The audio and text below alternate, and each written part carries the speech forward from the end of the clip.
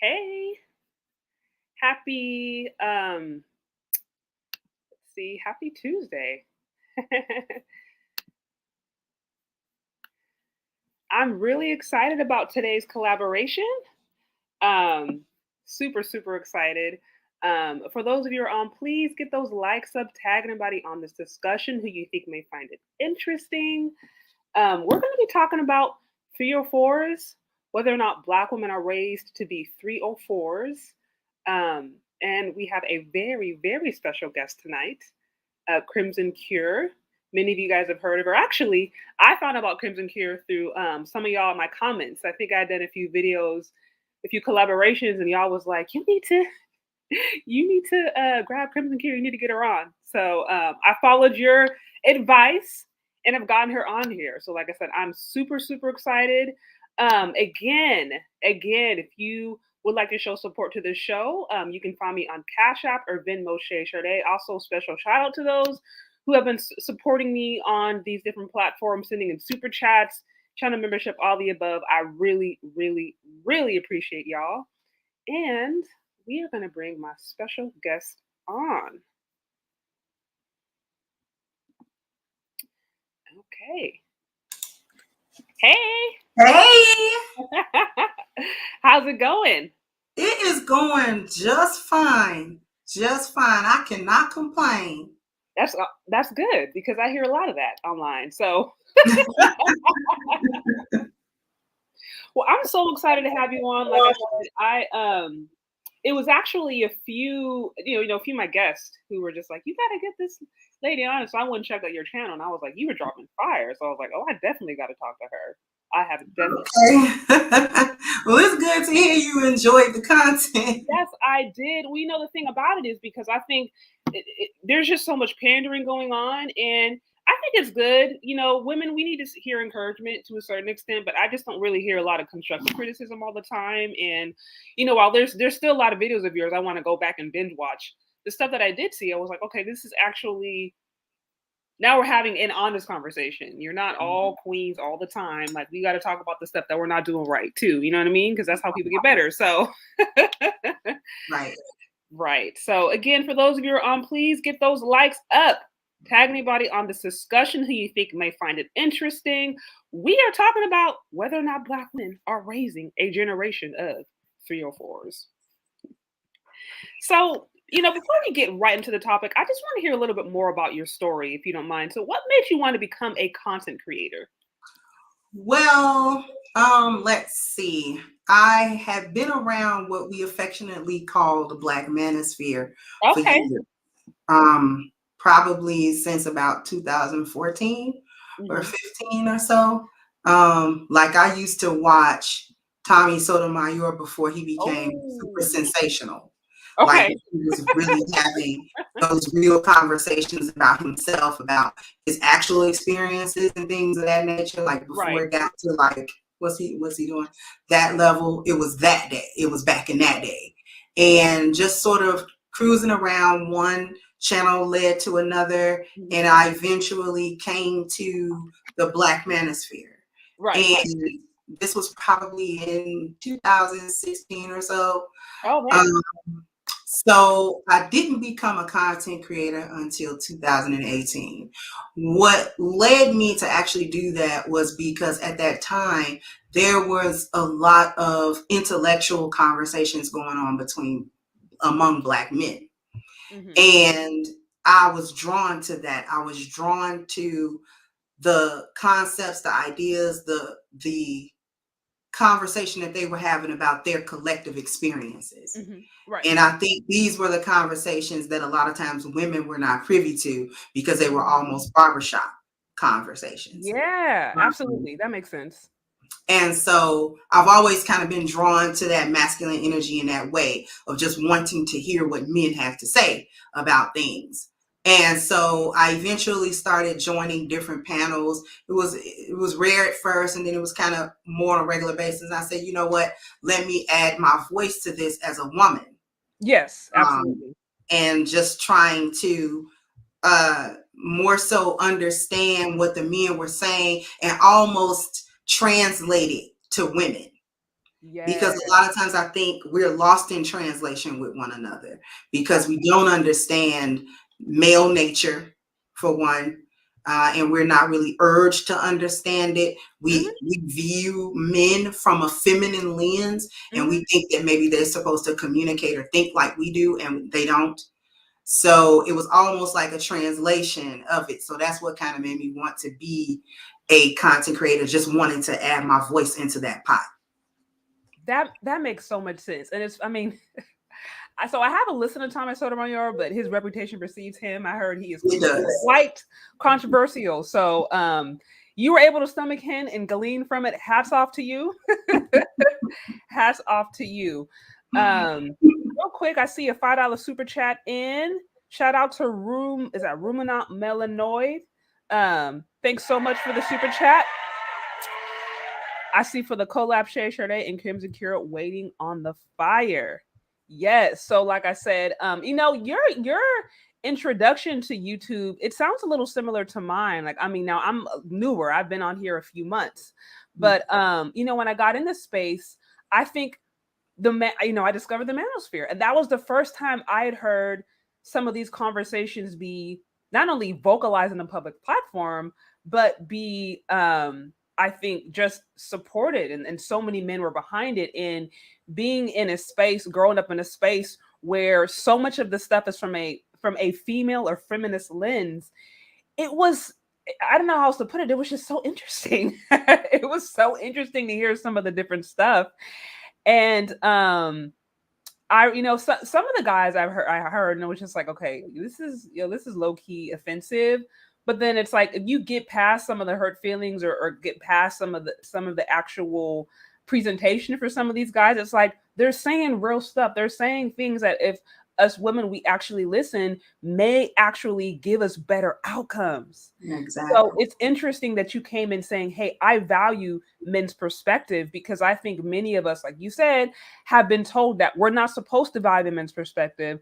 We're the prize, they're supposed to just value us, and that's it. And then again, that leaves us having the kind of results we don't want. And it's like, at the end of the day, if you're attracted to a man, then you probably should know what that man is attracted to and how he thinks. Like, that's just common sense. But sense ain't so common today. So Um, shout out to Chantel for stopping by. Hey, Um, hey, Chantel. hey. I see good afternoon, ladies. Also, shout out to Philip with the $50 super chat.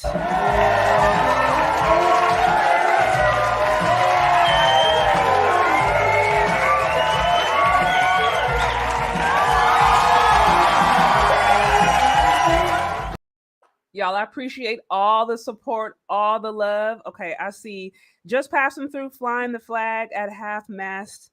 Crimson Cure knows. Keep up the work. Yes. So yeah. So like I said, I agree with you. So the perspective is needed, and men and women really do need to, like, we gotta come together. There's no other way around it. So hats off to you for really starting to try to bridge that gap, you know? Mm-hmm. So okay, so on to the next question. So is 3 or 4 culture in the Black community a byproduct of slavery or bad morality? What do you think? I don't necessarily think it's a byproduct of slavery. You don't. Okay. Okay. No. Because we weren't doing that right after, and the generations after that were not doing that. Like the silent generation, the greatest Okay. generation, and even the older boomers weren't. Hmm. That was frowned upon. Okay. 3 or 4 That's a good culture was point. frowned upon. We didn't like that. You needed to be married. You needed to be doing that if you were having children, if you were, because if you were sleeping around and people knew that, you kind of you were ashamed of it. You kept it under wraps because you were a woman of ill repute. So you definitely, that wasn't a part of our value system. Even out of chattel slavery, Yeah. we still had dignity as a people. probably because of chattel slavery, because we had been treated subhuman for so long. It was like, no, we actually have to have like Black pride, black dignity. Like we had to have that. And I think where that 304 culture really came from, especially for us, was the onset of second wave feminism. Okay. In the 60s. Because that is where the boomer generation of women decided they didn't want to live the same lives that their mothers did. Right. And so they taught us, the Gen X girls, you don't want to do that. You don't need to, that's where the first like true instances of you don't need a man. You don't be under the jurisdiction of a man without having your own to get away from him, if you want to get away from him. Right.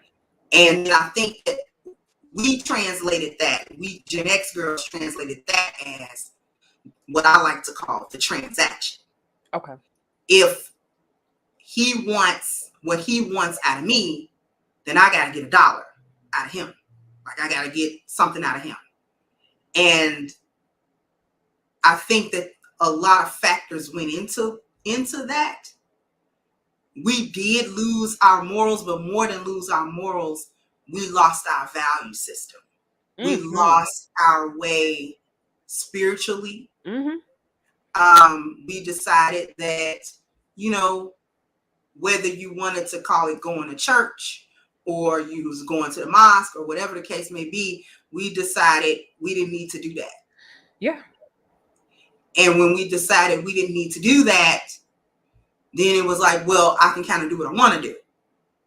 And all of the rules, I guess, and regulation, or rather the structure that the previous generations grew up with, even though it had a base of maybe Christianity or some religion or spiritual system, when we decided we didn't need the spiritual system anymore, the morals go away. Absolutely. Because at that point, it's like, well, there's nothing holding me back. I just kind of do what I want to do. And then we do that. And then, like I said, second wave feminism really promoted women's sexual liberation. I don't need to be tied into a relationship in order to have fun sexually. So therefore, if men can sow their wild oats, why can't I? So I think that those factors gave birth to what is now our culture. Like we raise girls for the transaction. Right. Not for the marriage and the relationship. So. Right. I mean, you hit on so many different levels.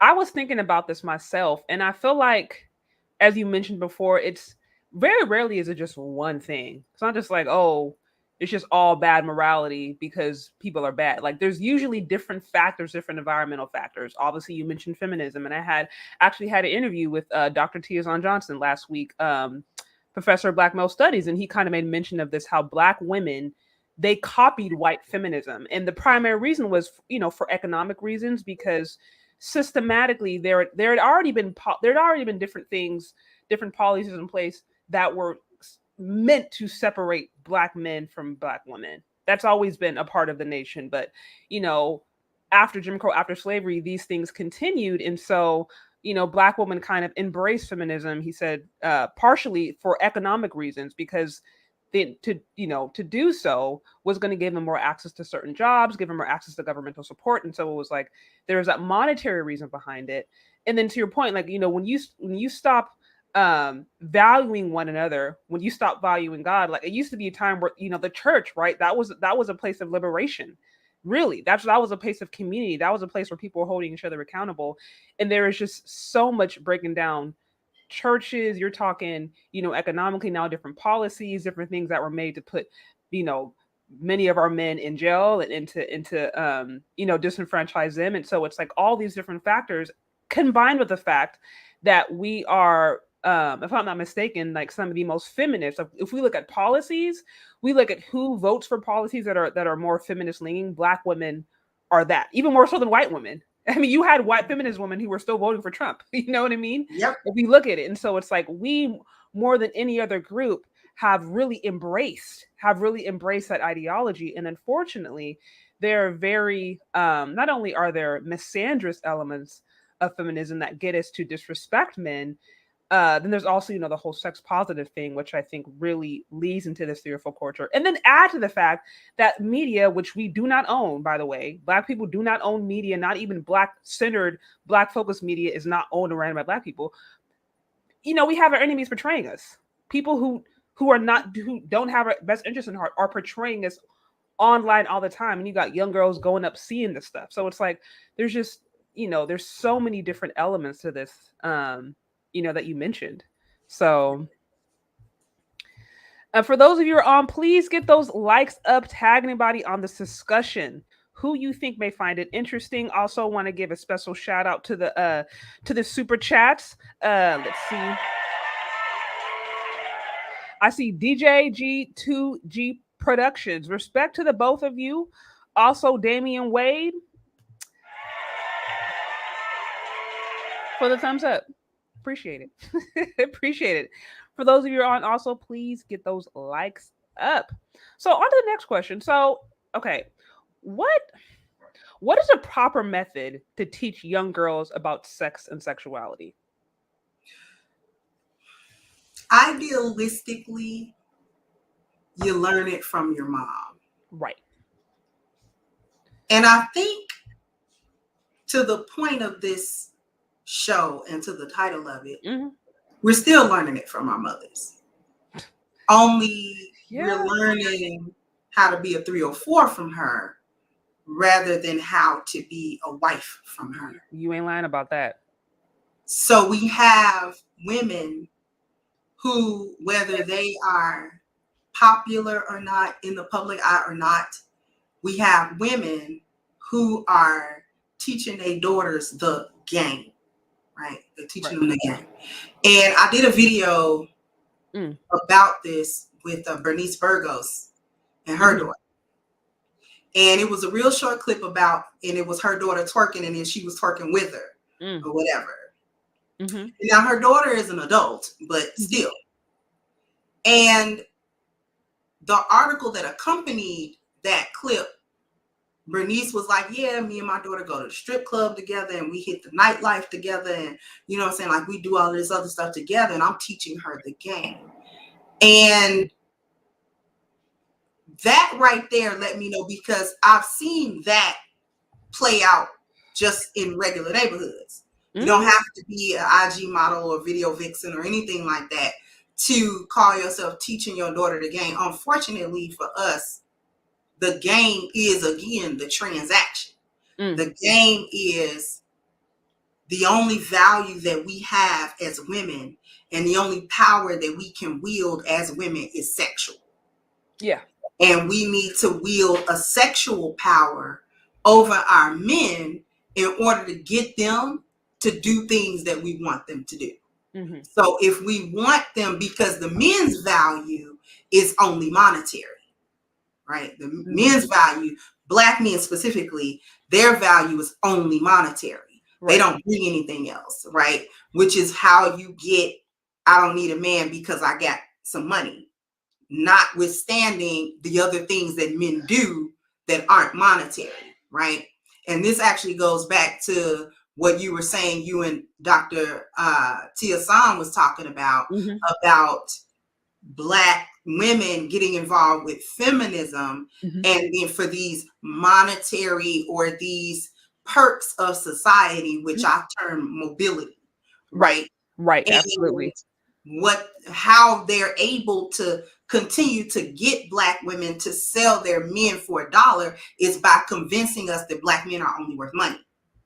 Crazy. That they aren't actually men that have masculinity, that have other things that they do and other functions as a man outside of $1. So we're taught in many different ways and in many different aspects and perspectives that our worth is only sex and their worth is only money.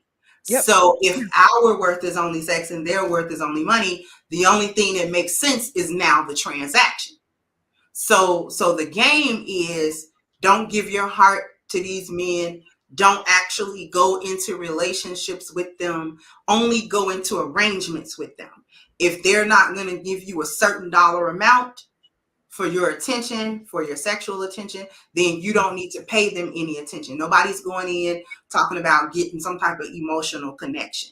Yeah. And we're literally taught that in whatever realm you're doing it. You can be doing it at the, $1 million THOT range where you're dealing with ballers, or you're doing it on the hood girl range, and you dealing with dudes. If he don't buy you an ounce of weed, you can't do. Right. You know what I'm saying? Like, Right. it's happening on every level of society. It's not just the IG thoughts that can reach the rich guys. It's the average women too that are still being taught, this is the transaction. This is what you got to do.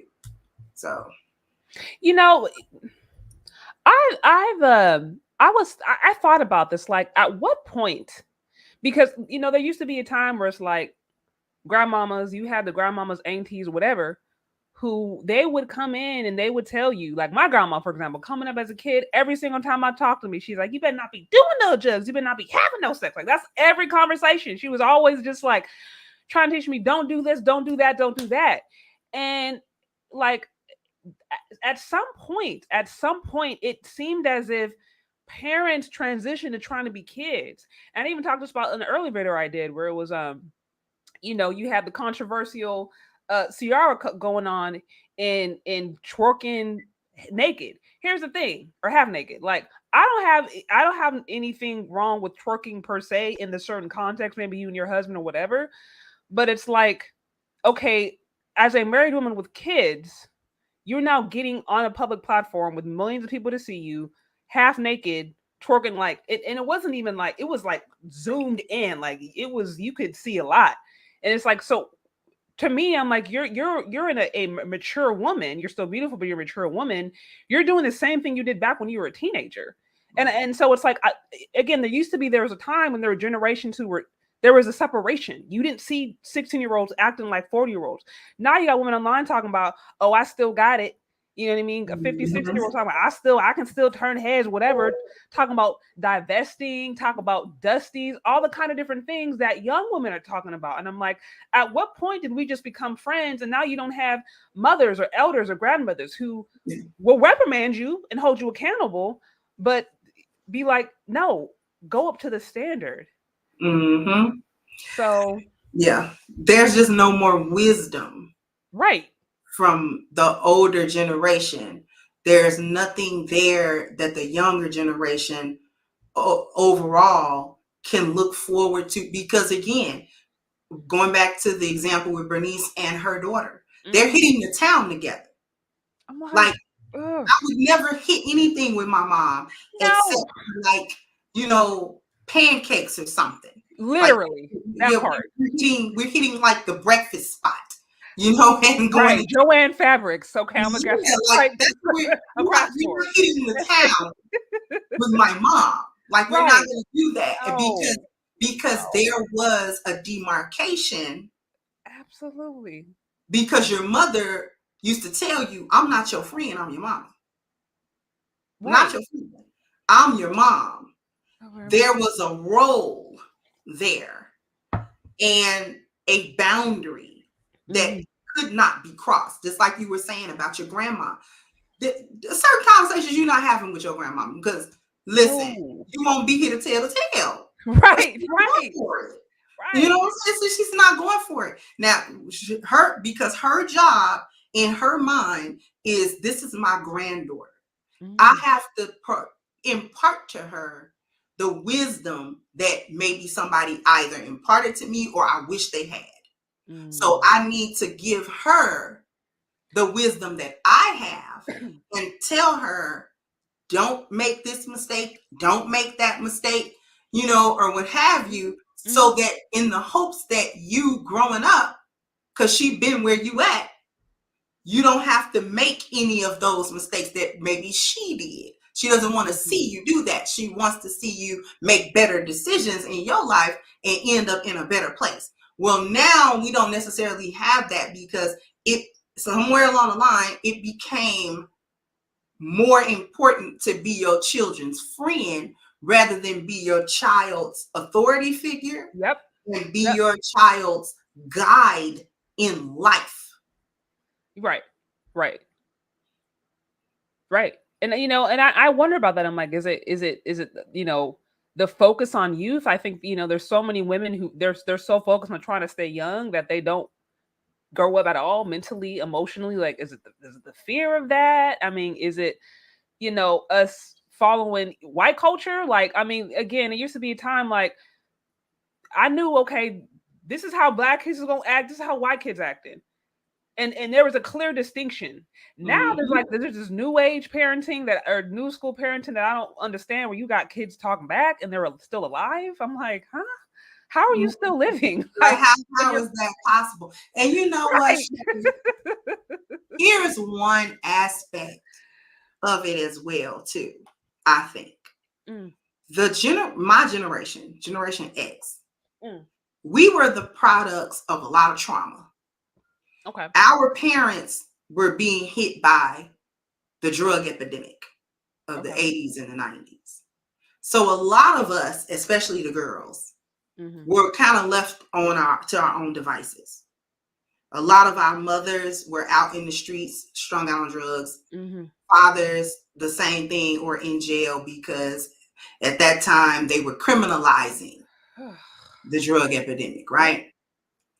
And so we were left a lot of times with a lot of heavy responsibilities. A lot of girls my age, when they were girls, were raising their siblings or raising themselves. Or having to step into these adult roles. So they missed their childhood, right? When my generation became a little older and started having children, because we were like the first generation that really got into that teen pregnancy stuff. Okay. We did that. And because there was no supervision, so we was just doing whatever.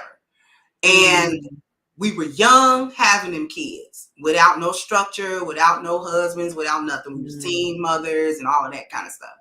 And so a lot of Gen X girls, you'll find that after they was done raising their kids, they was only like in their 30s. Okay. Interesting. In their early 40s. So they're not old. So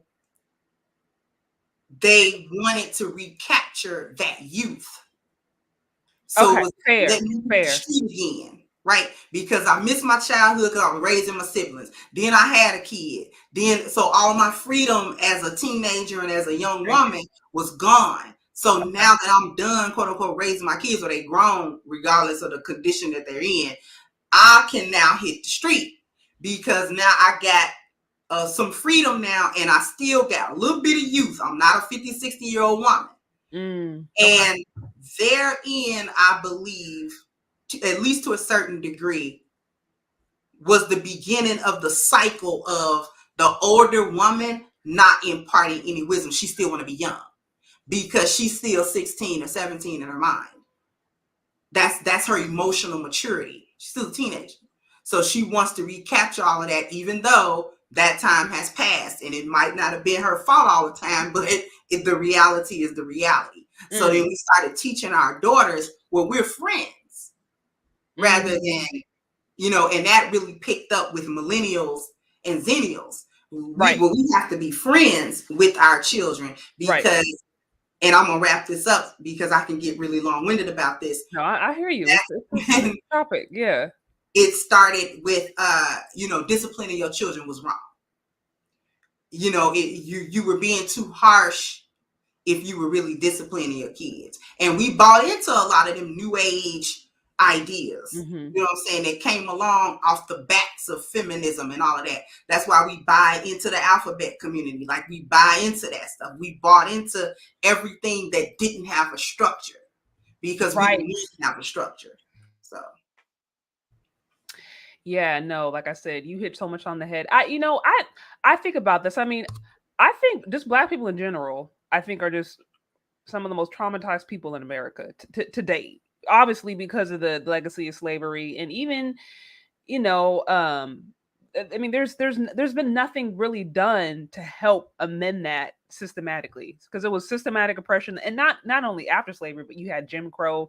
Even to this day, there's certain things. So it's like I think about that, and I know, like, there's even scientific studies to show that, like, okay, trauma can be passed down, certain bad behaviors can be passed down. So some of the stuff too, I feel like, is a compounding effect of, like, Mhm. yeah, maybe mama had it, she was married, had it together, but she was still doing that. But then she passed downtown, to her daughter, and she took her mama's trauma, and then she has her own trauma, and it's like, I don't know, I just wonder how much of this is just compounding, because it has literally been like a systematic dissolve. And of course, the purpose of Black people in America was never for them to prosper, like, we know this. So Right. um it's just, I don't know, it's just an interesting thing to me. So for those of you who are on, please get those likes up. Tag anybody on this discussion who you think might find it interesting. We are talking about um just Black women, and whether or not Black women are raising a generation of 304s. Looks like I had a few super chats come through. So I want to give a special shout out to Danica. Thanks for stopping by, Danica. Always love to have Yes, Nika. you here. um, I see Journey to Masculine Excellence coming through with the $50 super chat.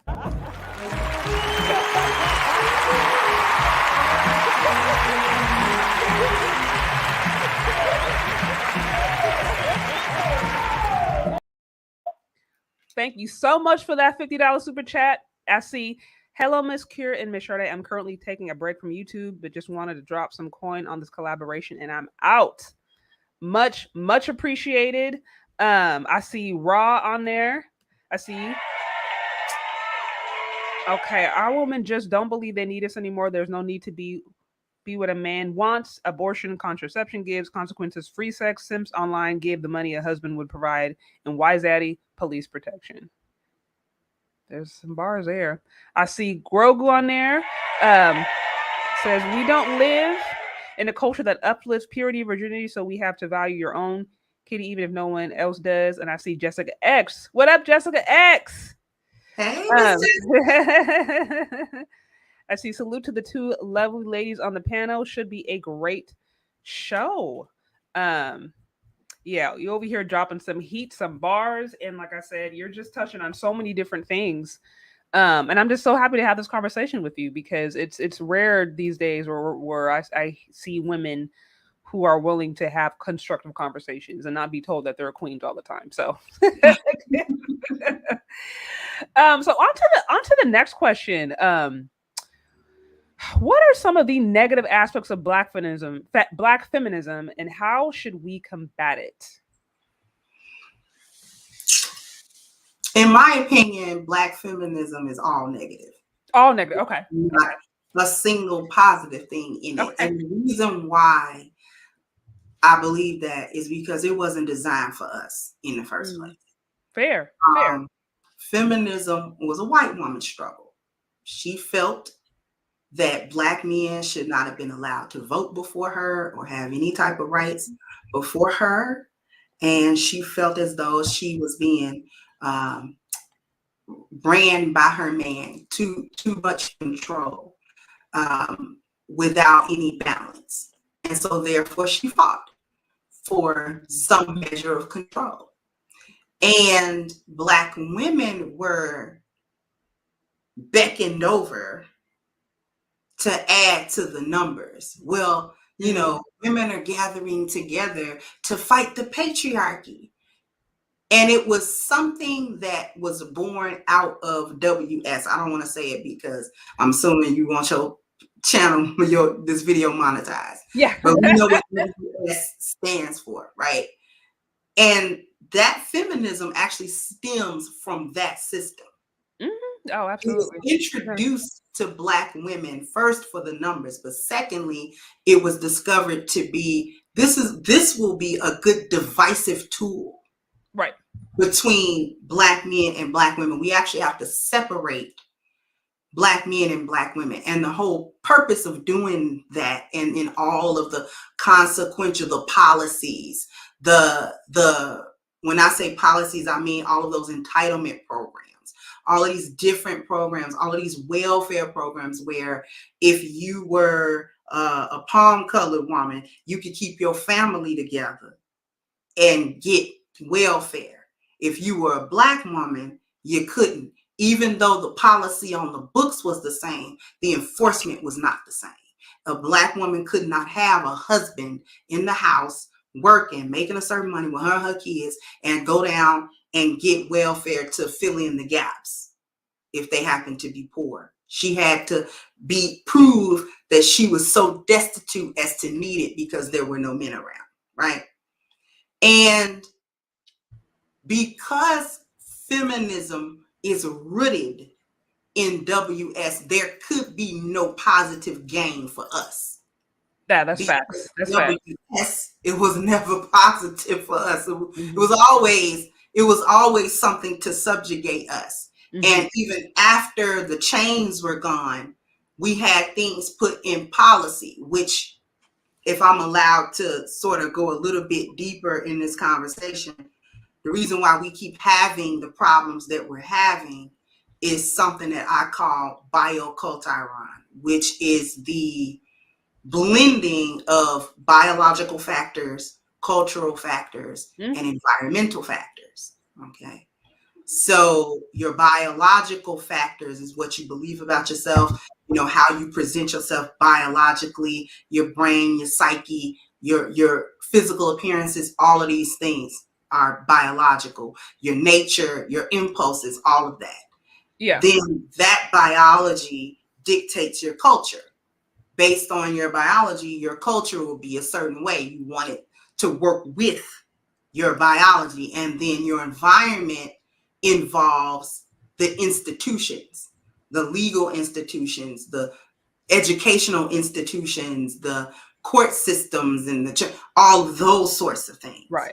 And so when we talk about feminism, that was a shift for Black women in a way that it wasn't for white women. Because white women, feminism and all, like you said earlier, still vote for Trump. And he's the representation of the patriarchy. Trump don't believe in the feminism stuff. He don't believe in that. No. Right? He never did. And his policies didn't reflect it either. See, regardless of their feminism, white women will join with white men. They understand, and that's because they understand the concept of what I was just talking about. Biological factors, cultural factors, and environmental factors. See, they need that stuff to work for them. This is why we're in the position we're in, and they're in the position they're in, because they understand how those three things work, and we don't. We don't understand. We think the culture is actually more important than the environment. Right. If that makes sense to everybody. I'm hoping that makes sense to everybody, because it's actually a really deep conversation, and we could spend all night going into the nuances. So I'm gonna kind of cut it short, but let me try to just answer the actual question.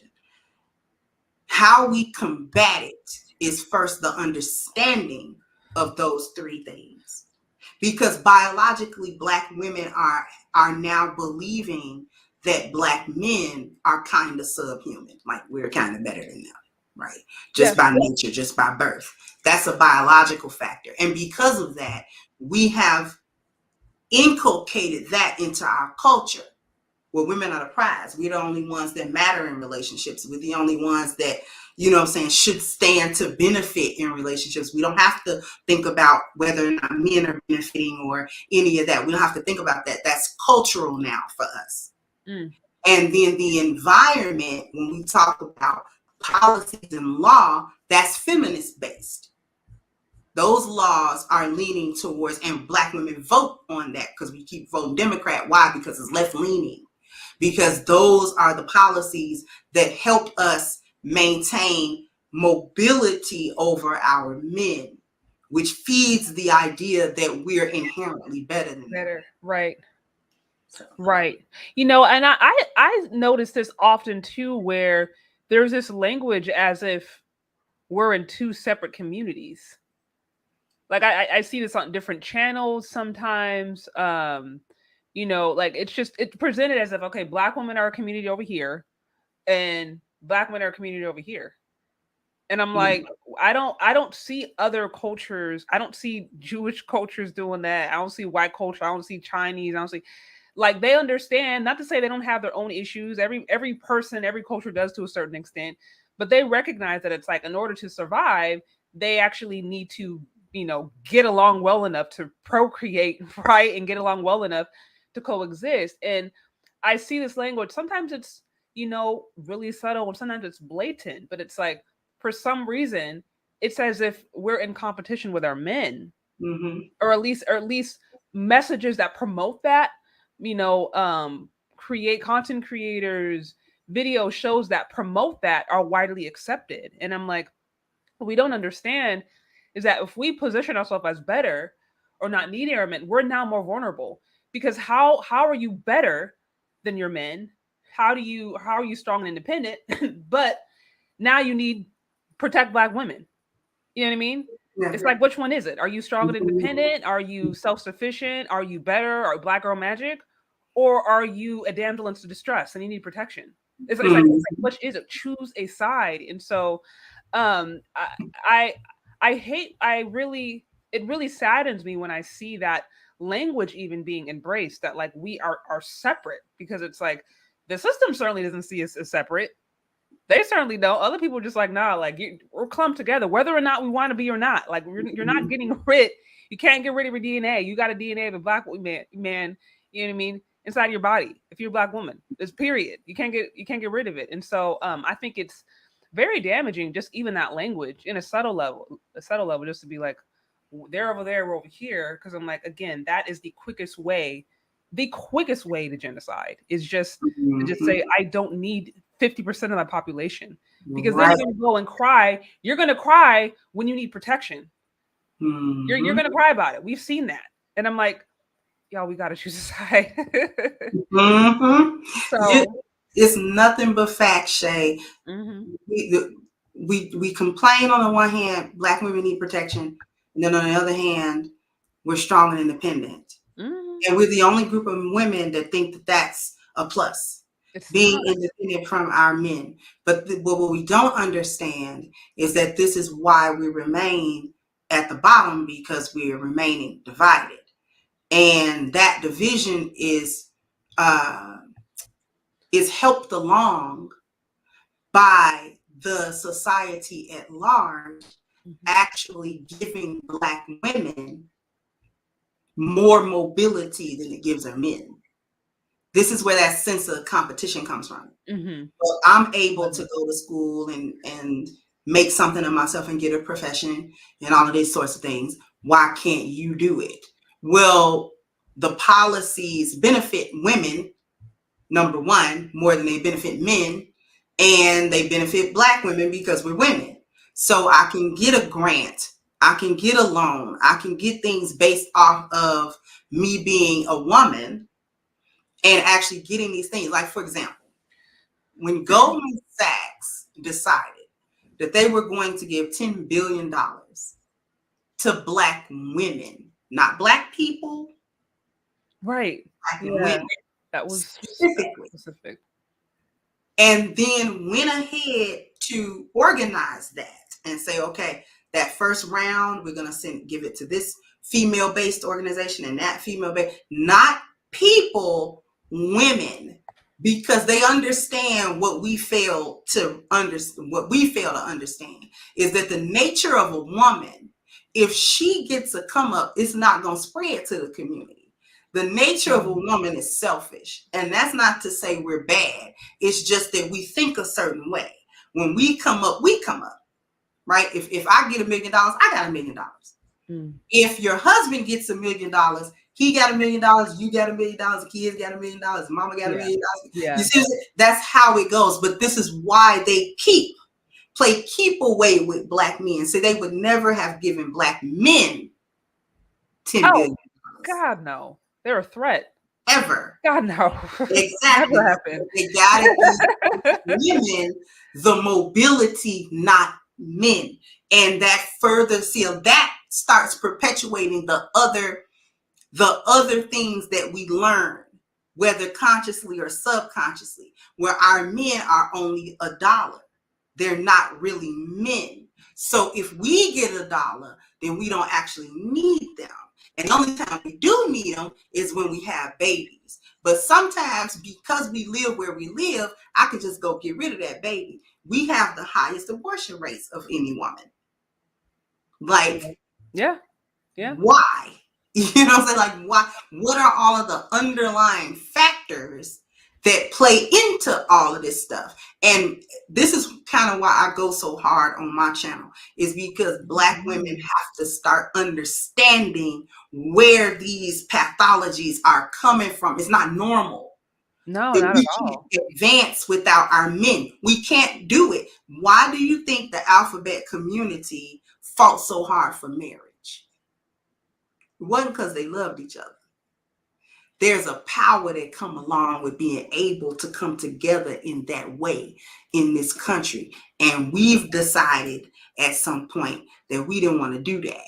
And since we didn't need our men, so-called, and we can make it on our own, and we can do this and we can do that on our own, we're going to continue to not see things like generational wealth. Oh, of We're course.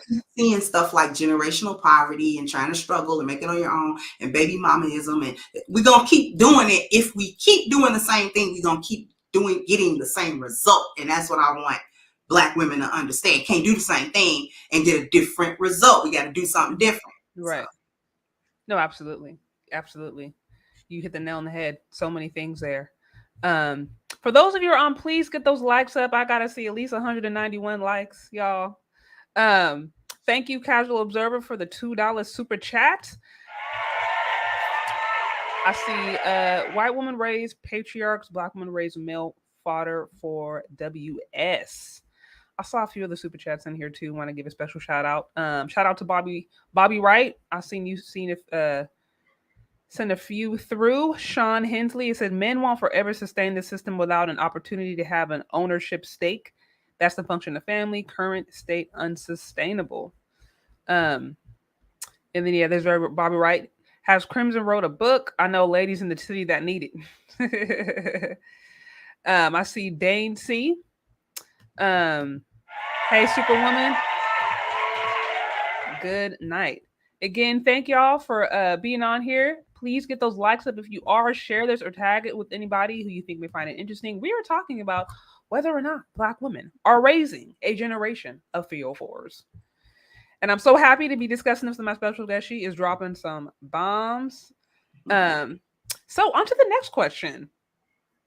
Who, in your opinion, is responsible for the negative depiction of Black women in the modern media?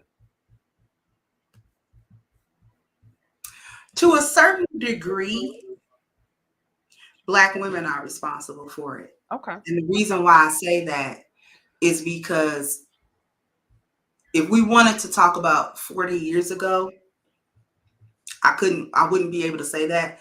40 or 50 years ago, I wouldn't be able to say that because it would be so dominated by the others that it's like, okay, we don't really have a say in how we're depicted.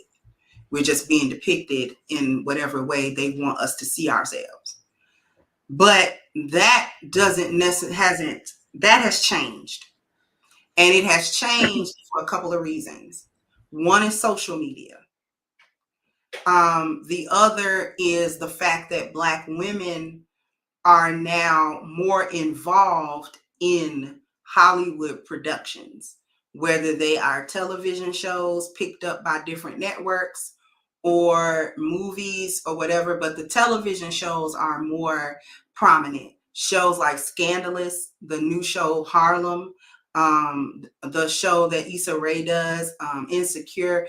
And I'm not saying that only Black women have a hand in the production of those shows, but we write them. We do executive produce them. We agree to act in them. We lend our talent to it, both in front of the camera and behind it. But the most potent about it is the social media, which is 100% in our control, because we decide what we post about ourselves. We decide what TikTok video or what YouTube video or what Instagram live or whatever it is that we're doing and posting on Facebook, whatever.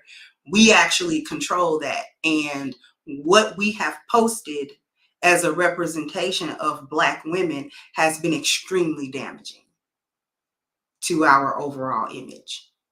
So it's us. Okay, so you would say that's a good point. We are the reason that we are negatively portrayed.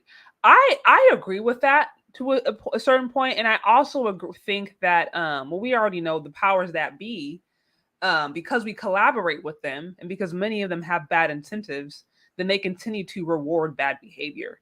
If we had such a culture that pushed back, or to your point, women who pushed back on certain things and said, we're not going to patronize this, we're not going to pay for this, we're not going to be casted, like if we were just like, we're not going to spend our money, we're not going to invest, then I would be curious how many of these series would change, how many of these different different negative portrayals would have to change, because we're just like, we don't want to see that. But I mean, the fact that we just see time and time again, and it just seems like there's no pushback. It just seems like our image is an image that can consistently be portrayed negatively, and nobody does anything. There's no pushback, like, and yeah, I mean, I feel like many of the people who are in control, because we know it's about, I think it's 6 or 7 people who actually control media, 6 or 7 companies who control about 90% of media. They look for collaborators, and there's enough of us out there that this continues, unfortunately. So I definitely know we play a huge role, but also know, unfortunately, the powers that be continue to work with those who are willing to just do it for the money. Mm-hmm. That's really what it's about at the end of the day, just for the money. And I think that's a lot of what we discussed up to this point has been the love of money, people not having a strong, losing their sense of self, losing a real connection with God, and just being all about the money. Mm-hmm. So, but anyways, for those of you who are on, thank you so much. Please get those likes up, tag anybody on this discussion who you think may find it interesting. I see a $10 super chat from Collins Crypto, just a donation. Also a special shout out to Miss Delta Guy for the $200 super chat. Money coming to me now. I appreciate all y'all support. I appreciate all y'all for being here. I'm gonna have to read this real quick. Just wanted to show my support to the lovely ladies. Keep it up, y'all. I appreciate all of you here, all of you. I see as Black men, we need to support these sisters. I agree. I'll say this because many of y'all know that there is plenty of money to be made off of just blaming men, blaming Black men. Like, I feel like that's just, I actually have a video on this. Just blame Black men. Like, if all else fails, you want to get likes, views, money, just blame Black men, and you will get some cash apps, you will get some support, you will get some followers. That is your marketing strategy. Just blame Black men, and you will get support. So I'm happy to have conversations like this where we can really try to look at things from a different angle. I'm certainly not saying, and I'm sure she's certainly not saying, like, Black women are all the problems or all the issues, right? But it's like, we've heard for so long Black girl magic and all this kind of different stuff, and we really also need to hear the different things that we could be doing that are impeding our ability to move forward and that are hurting us. And so again, if you like these kinds of things, y'all, get the word out there, show some love, show some support. Definitely go visit her channel if you haven't already. I have her information in the description. And continue to get the word out there, because we really do want to start to fight this devilish narrative out there, this really evil narrative out there that is really meant to tear men and women down. We want to start to combat that by having honest conversations. We can't even really talk about building and moving forward until we can look at the truth, call a spade a spade. Exactly. Like, we got to start there before we can really be like, okay, how do we build? So okay, on to the next question. Are black men to blame for promiscuity among black women? Mm-mm. Here's why I say no. Do men want sex? Yeah, every man that's heterosexual with working body parts wants some sex. It just is what it is. Mm-hmm. But as always, women have controlled the gateway, the access to sex. Mm-hmm. Men control the access to relationships and marriages. Yes, they They do. get to choose who's going to be a wife or not. Yeah, facts. And Facts. women get to choose who's going to get some cookies or not. Mm-hmm. Right. And because we wanted to be liberated sexually, and we wanted the same access, we wanted to be viewed the same way as men did for their sexual activities. Mm-hmm. We wanted to approach intimacy from a masculine perspective. Mm-hmm. Right. Men weren't being called sluts and whores, and it was an accolade for men to be able to bag a bunch of chicks, but we were being shamed socially.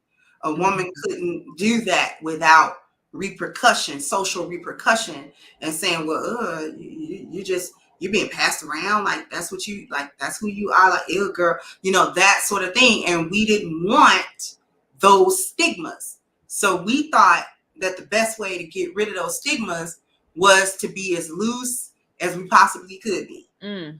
And have as many men as our little hearts could desire. And we thought that doing that would normalize it to such a degree that we would be able to get rid of the social stigma of being slut shamed for illicit sexual behavior. Mm. Not to mention going back to the transaction. Yeah. The IG model is the IG model because she getting some money. Yeah. Okay. She wouldn't be doing that if there was nobody being a paymaster. She wouldn't be on IG thirst trapping. No. She ain't gonna do that. There's got to be some money in that. It's $1 in that somewhere. These women are running around here talking about, the Brittany Renners of the world, and they running around here trying to get a bag. That's the narrative. Get your bag. Get the bag. Yeah, that's okay, it. Is. Get the bag, and you got to do whatever you got to do to get the bag. You don't have to have any particular skills or even know or be interested in how to be a woman. All you got to do is have the best sexuality and the best sex game and this, that, and the third, and then some dude out there be your paymaster. And he'll give you the money that you want and pay your bills and take you on trips and all this other sort of thing. Yeah, it's facts. So that thought culture stuff, we can't even really blame men because men are always going to want to have sex. It's the women that have to create the standard. Absolutely. And be like, okay, no, I'm just not going to slide with you just because you got a couple of dollars. No, sir. I am a woman of value and of worth. And if you want to deal with me, you're going to have to deal with me honorably. I am not a 3 or 4. You got to hit the stroll if you want one of them. If you want me, you can't treat me like you treat them. You have to treat me like a woman. But we don't know how to do that. Absolutely. I think you are totally right. I think you are totally right that if we had better standards, higher standards, and if we required more, then I think men will meet us where we're at. And it just so happens right now most females don't have standards, and so they're like, okay, well, if it comes easy, I'm gonna go for what's easy. You know what I mean? Mm-hmm. And I do think that we really are, because there used to be a time in society that men were chivalrous, men were doing certain things. They were going out buying flowers and taking them out on dates and being romantic because they knew the only way they was going to be able to, be with her is if they got married. She wasn't giving it up beforehand. So he had to do all the romantic things to ultimately get into her pants because he knew apart from that, he wasn't going to have it. But it's like now that none of that's required, a lot of these dudes, it's just like, okay, well, if it's just easy, I'm going to just go where it's easiest because you say no, but 5 women over here are going to say yes. And of course, there's a difference between a wife, right, and a 304. And not all women understand that, or females understand that there is a difference. That just because a dude may like something on Instagram, or send you a DM or something, does not mean that he's trying to wife you up as a forever. There is a clear distinction. And I think sometimes that gets lost in the shuffle. Women think that just because they get attention, they get some likes, or they get a little tag here, or oh, you're just so beautiful, that means they're wife material. And it's like, no, honey, like that there is that there. I mean, even if you look historically, there are wives, there are concubines. I mean, even throughout society, there are distinctions, and so that has not changed even in this modern context.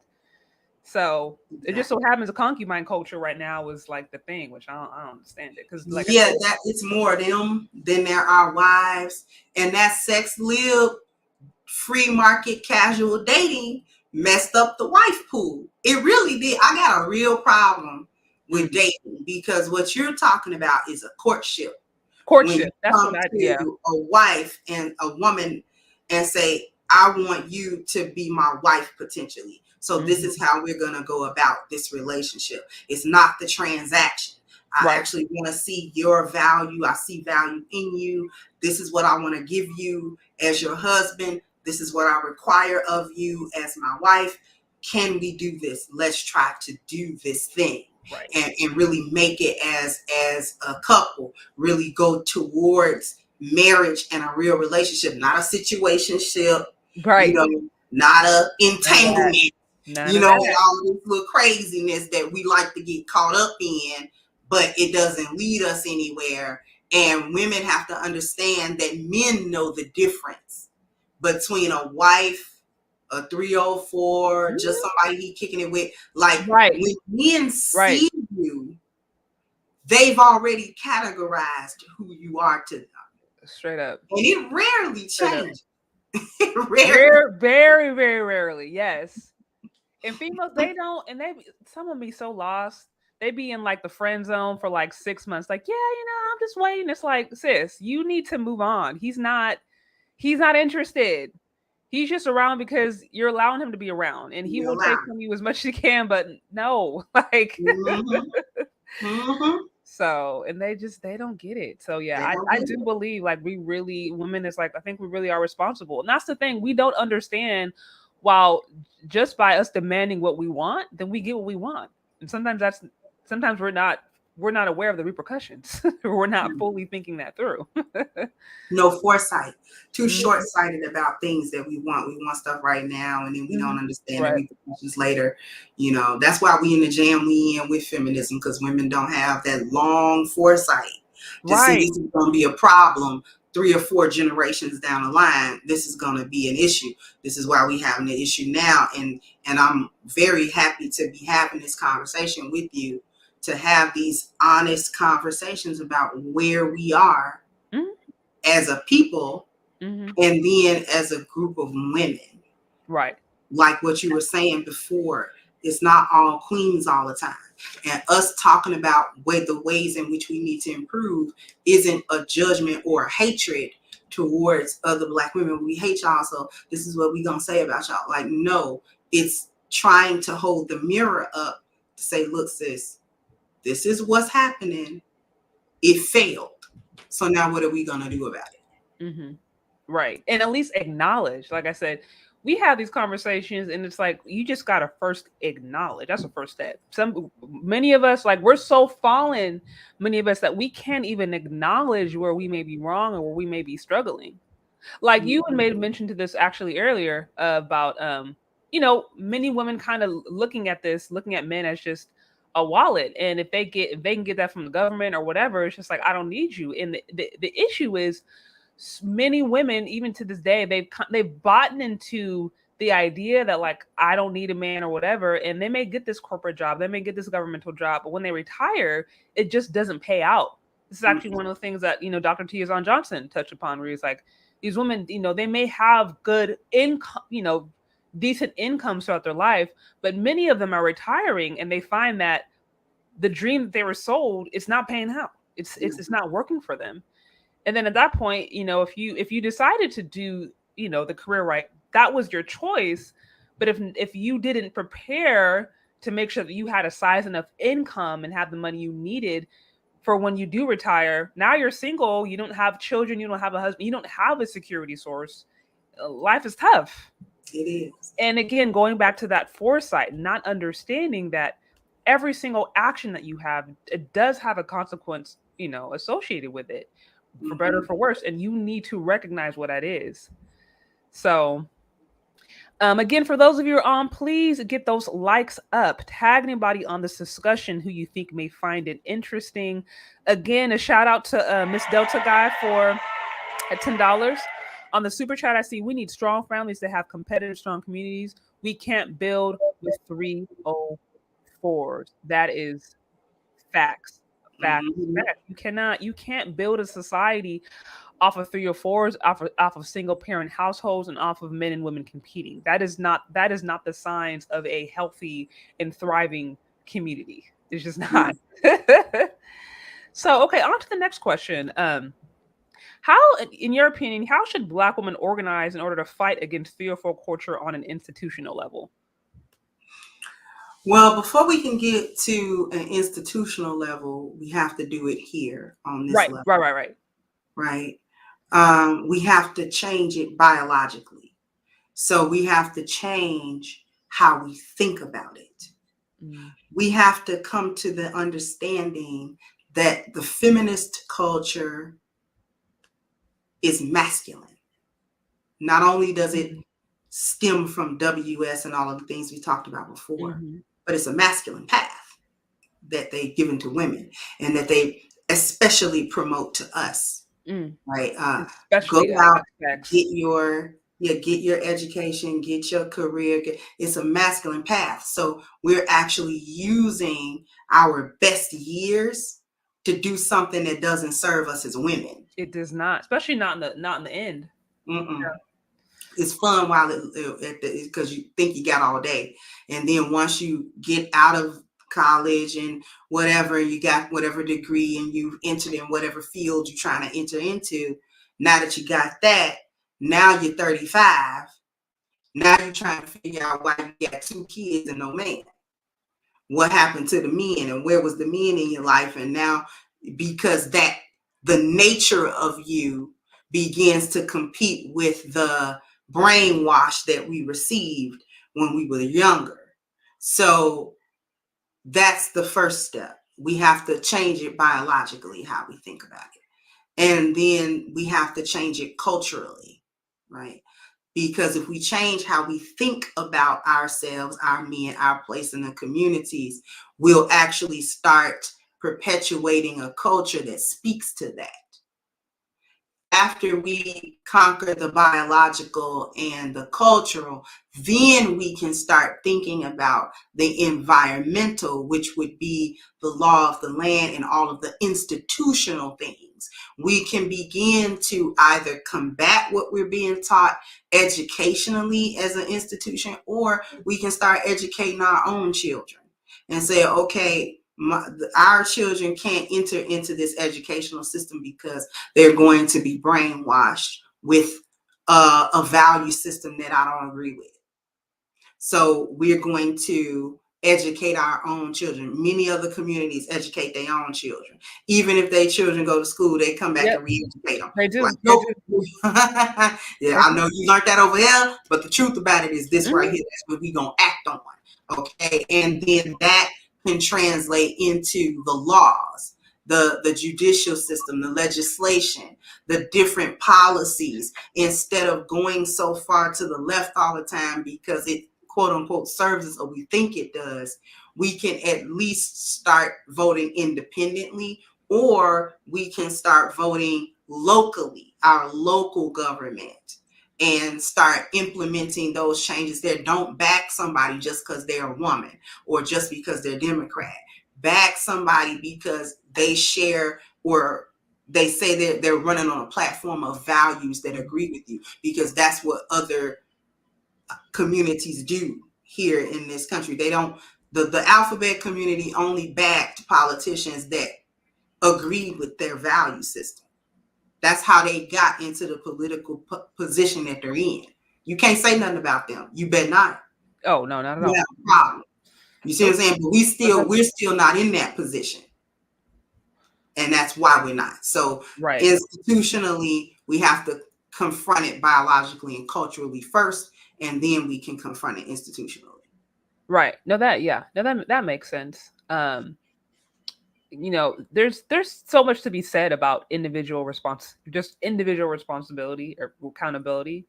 And as mentioned before, it's like the culture at this point, I think, has been about gaslighting or you kind of certain levels of responsibility. And you can't even get to organizing on a larger level, can't even get to doing some of these different things if there's just not first a level of accountability.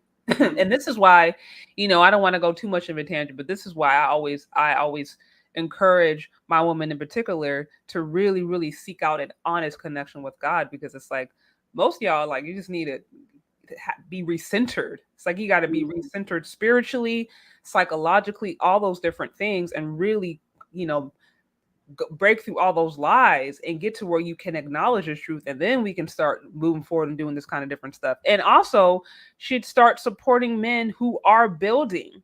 This is kind of one of the reasons I'm like, you know, really trying to promote in this Black Men Built That series, and really promote and talk about the men who are building, who are doing things, because we got that lie out there talking about, oh, well, these men ain't building, these dussies ain't doing nothing. And so it's easy to, again, blame Black men to use them as a scapegoat. And it's like, no, not only have many of them made contributions to society, the issue is we are not, you know, supporting, we are not promoting, we are not validating the ones who are building, who are doing positive things. We're so focused on athletes, entertainers, you know, and those small percentage of dudes who are with Becky, that we overlook the man who's maybe quiet, is not in the media like that, but he's building a business.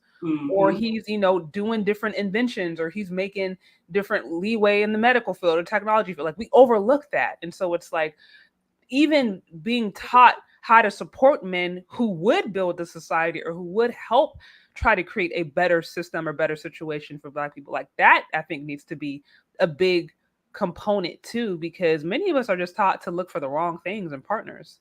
And then we get upset. Like, I seen the report actually earlier today, I was talking about, it was a study, and I was looking at single mothers across cultures, and it was like 80, I think it's 89% of single mothers are moms, or I mean 89% of single mothers in the Black community are women, and then it's like 11% are men. So it's like we're seeing that there is a very small percentage of men that Black women are having sex with, or making babies with, a very small percentage. 11% of them are men. So it's like 89% is like that's a huge disparity. And so again, it's like, I think so many of us just are not, we haven't been even taught how to look for the right men. So touch on so many good points. Again, for those of you on, please get those likes up and tag anybody on this discussion who you think may find it interesting. We are down to the last question. This has been a very insightful, very fruitful conversation. And so let's go into the last one. It says, what is the best way to bridge the gap between Black men and Black women, in your opinion?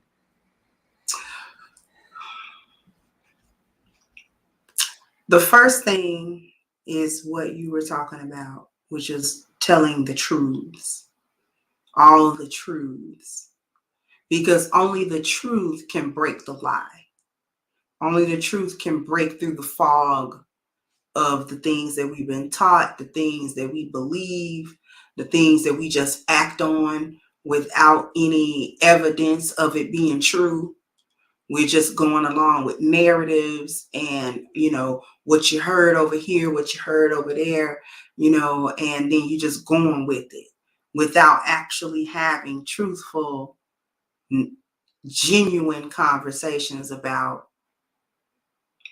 our role in how we even got here to begin with. And that's what I mean by the biological component before we can get to the institution. We have to be able to sit and say, this is what's actually happening. Unfortunately, also in my opinion, I only think that there are a few women who are really willing to really do that, because it takes so much work. It takes personal work. It takes personal introspection, and all of those things to even, like you said, come to the acknowledgement and say, okay, this is what is happening right before my eyes. And so this is how we got here. And now that we have discovered the issue, what the problems are, now we need to work on how to fix them without blaming and saying, well, this is your fault. Well, no, this is your fault. Well, no, this is your fault. Because we've been taught to blame Black men, but Black men haven't necessarily been taught to blame us for everything. Them coming out and saying, well, wait a minute, our collective experiences of Black women have not been all that good. We're not getting a lot of support from them. We're not getting, even as boys, we're not really getting that. I don't think that that's part of the blame game. And I think that if Black women could be more honest and come to the table with some honesty, Black men will put away the pointing finger and say, okay, we don't have to blame you right now. Let's work on it though. Like, we actually have to genuinely do that and not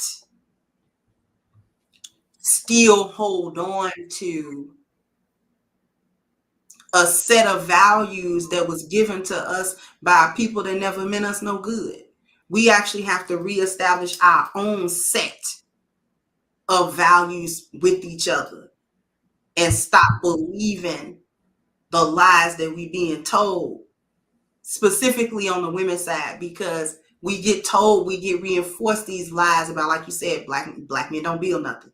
Black men don't do nothing. It's plenty of Black men doing things in their respective communities, in the schools, and those things, because they don't get news coverage, because they don't get social media coverage, because no big fanfare is being made out of it, we think it's not happening. And then we don't bother to look to see whether or not it is happening. And even when we do see something happening, we got the mentality of, let me wait and see what they're going to do, because I think it's going to fail. Exactly. We know them to fail. You know what I'm saying? So we can say, see, y'all don't know what y'all doing, you know what I'm saying? And that type of thing. So to boil back around to the answer to your question, we actually just have to start being honest and getting rid of the narrative so that we can embrace the truth. Absolutely. I mean, like, literally, it's just, if y'all ain't taking nothing else away from this, it's just be honest. Literally, just be honest. Look at your life. Look in the mirror.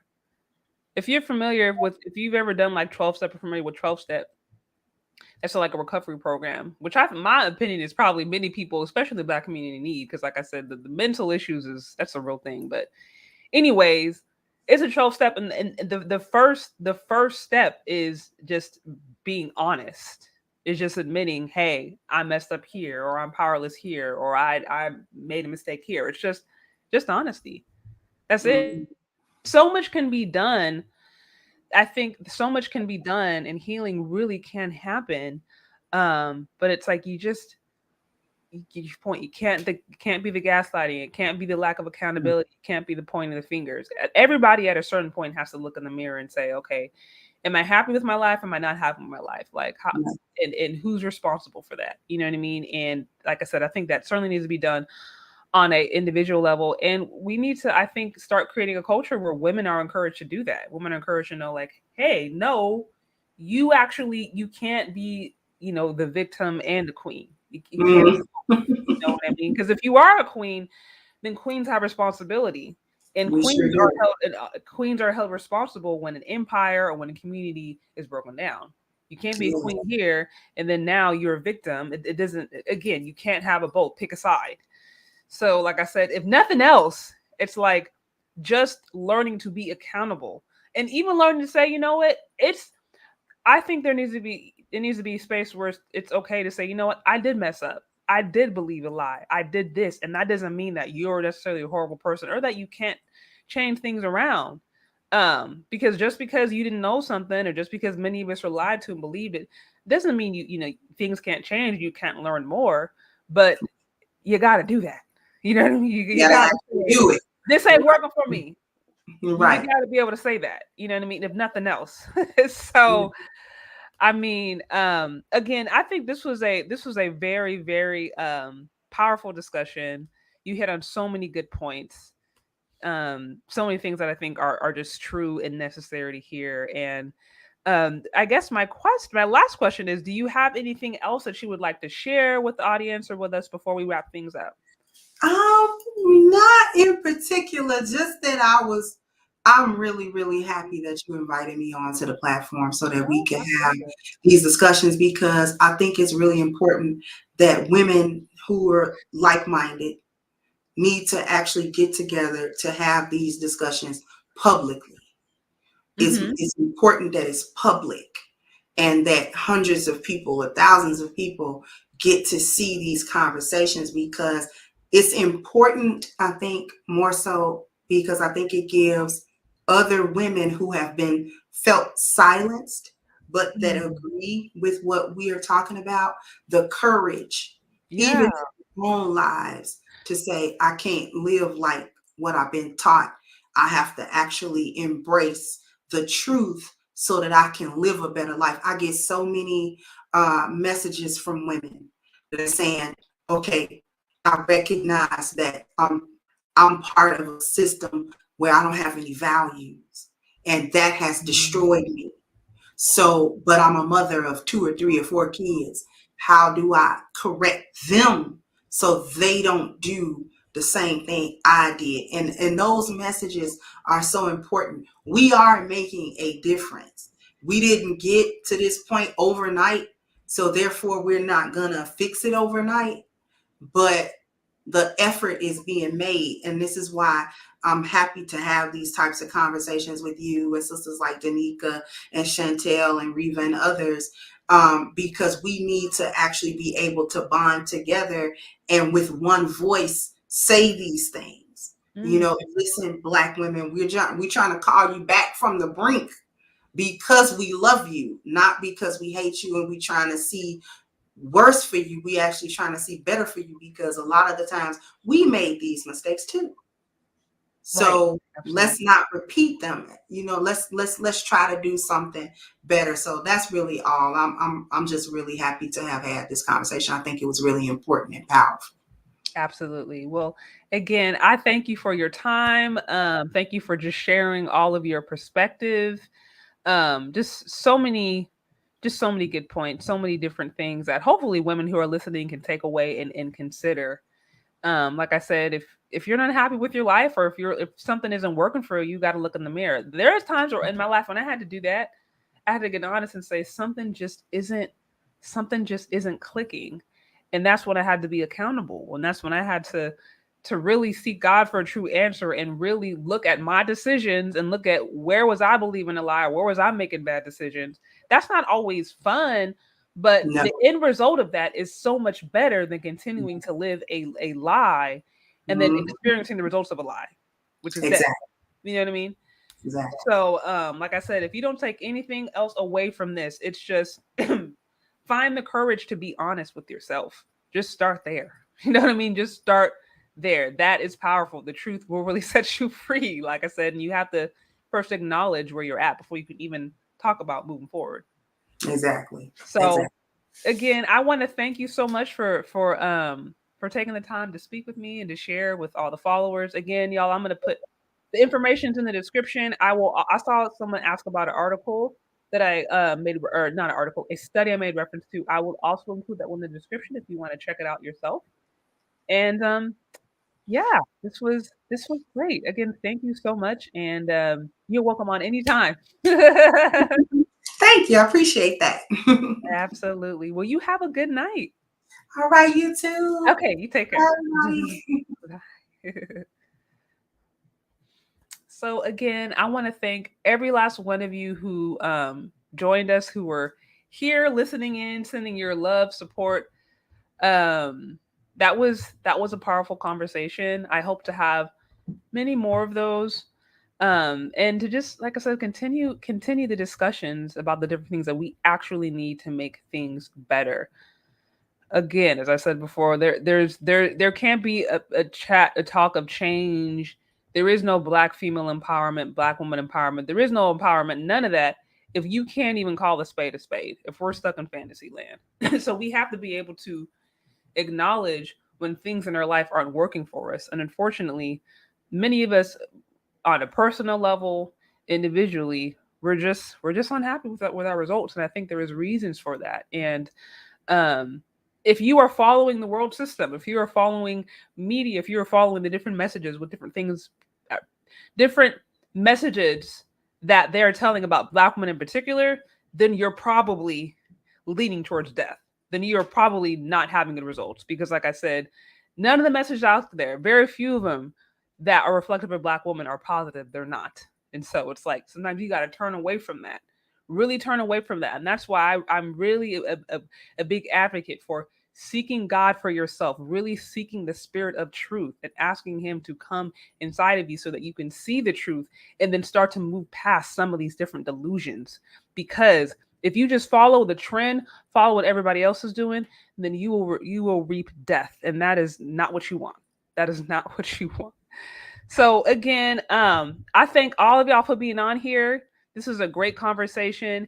As always, if you guys have any questions, you can feel free to email me. Also, if you have any topics or things that you would like me to cover off, I appreciate all of you who have shared me videos. Continue to do so. Continue to share content or topics you would like me to discuss. And yeah, this was good. We will continue this conversation. And also tomorrow I'm going to be having another interview tomorrow with African Esquire at 12 p.m. Pacific Standard Time. So if you are available tomorrow, definitely feel free to hop on. She's also going to be sharing her perspective as a Black woman, as a lawyer, as a spiritual woman. And so that's going to be a fun conversation. So also tune in tomorrow, 12 o'clock Pacific Standard Time, if you're available. And we will talk later. Peace.